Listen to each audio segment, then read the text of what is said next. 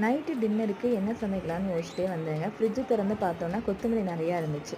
சரி, ஓகே, கொத்தமல்லி சட்னி செஞ்சு தோசை ஊத்திரலாம் அப்படின்ட்டு. குட்டிக்கு வந்து கோதுமை கூழ் தாங்க காய்ச்சிருந்தேன்.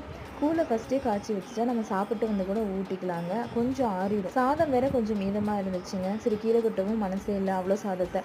குழம்பும் வேற தீந்துருச்சு. சரி, என்ன பண்ணலாம்னு யோசிச்சிருந்தேன். சரி, தாளிச்சிடலாம் அப்படின்னு சொல்லிட்டு தேங்காய் எண்ணெய் ஊத்தி கடுகு, கடலைப்பருப்பு தாளிச்சுட்டு, கொஞ்சம் போல சின்ன வெங்காயத்த கட் பண்ணி போட்டுட்டு, கருவேப்பிலை, பச்சை மிளகாய் எல்லாம் தாளிச்சுட்டு, இந்த சாதத்தை கொட்டி கிளறிடணுங்க. கொஞ்சம் உப்பு சேர்த்துக்கணும், அவ்வளோதான். அவ்வளோ ஒரு டேஸ்ட்டாக இருக்குங்க. இந்த தாளிப்பு தான் இந்த சாதத்துக்கு ஒரு டேஸ்ட்டை கொடுக்கும்.